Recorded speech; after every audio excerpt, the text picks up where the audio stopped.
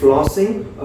So in this video, let's look at what is a dental floss, where all we can use it, what are the kinds of floss that are available, what types of floss we should avoid using it.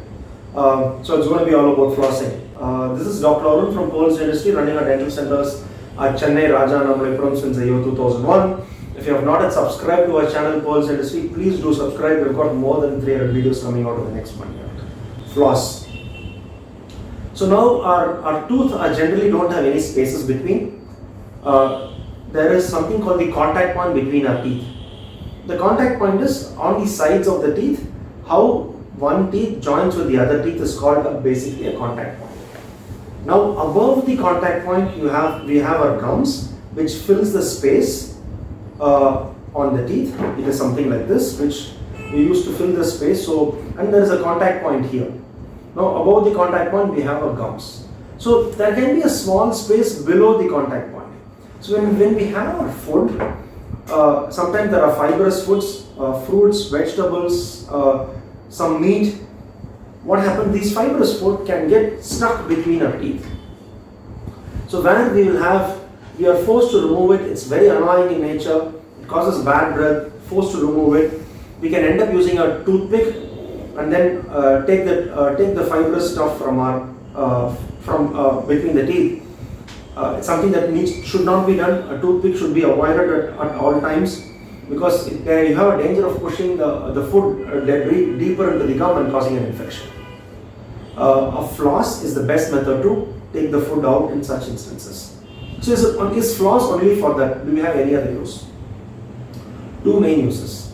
One is the commonest decay that happens are between the two teeth. It starts. So when food gets caught between two teeth, if you are not going to keep that area clean, a decay can start there. A brush does not reach between the gaps between the two teeth. So we need to have some tool which is going to reach the gap between the two teeth. So a floss can help to prevent tooth decay.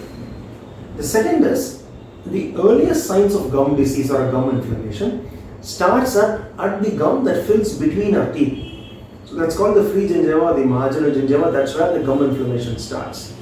A floss, by the mechanism of its action, can remove the food debris that is there between the teeth and hence prevent gum disease. So three main uses of floss: to prevent a decay, to prevent early onset of gum disease, and also of course to remove food debris that is caught between the teeth.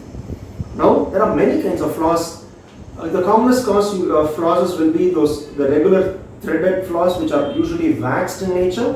So when you use a floss, it comes in a roll, in a pack. Take a sufficient length of the floss, wind the floss between your two index finger. Once you have wound the floss between the two index finger, you can use your thumb to guide the floss between your teeth. So once you've guided the floss between the teeth, you wound the floss around one tooth, go back and forth to dislodge the debris that is there and then bring it out. Again, in the same area, pass it again. Now wound the floss against the other teeth, use to and fro motion and gently bring it out.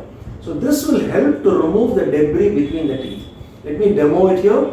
I have taken sufficient length of floss, winding it on my index finger, using my thumb to guide the floss between the teeth here.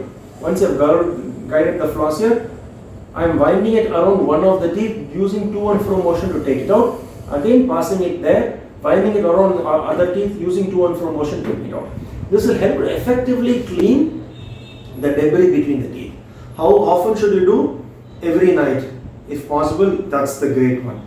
Should we do it on all the contact? Yes, you should do it on all the contact. Is there any instances where you can't use the floss?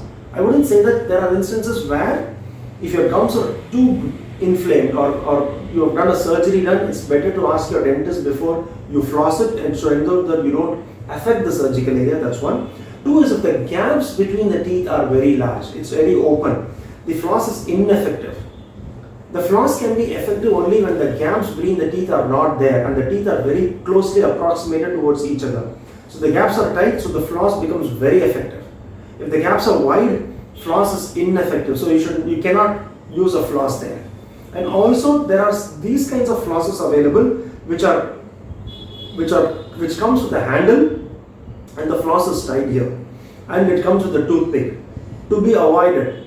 The reason is, one, of course, the toothpick can push the food debris further inside the gum, which can cause a major problem, which can cause a localized infection there. And also, these floss here in the handle are at a very high tension. Because these floss are at a very high tension, and you pass it between the teeth, there are very high chances this high tension, like a string floss that is there, can traumatize your gum, can cause a gum inflammation or cause trauma to the gum and cause gum bleeding. To avoid it, one that comes here, wax floss, sufficient quantity, safe to use, and it's always better to use. So if there is any question you have, we'll be happy to answer.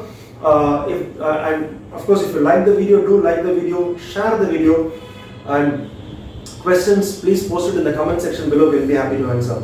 Thank you, Dr. Arun from Pearls Dentistry. Until next time, bye-bye. Do you like the video? Press the like button. Do subscribe and click on the bell icon to receive such videos. Thank you.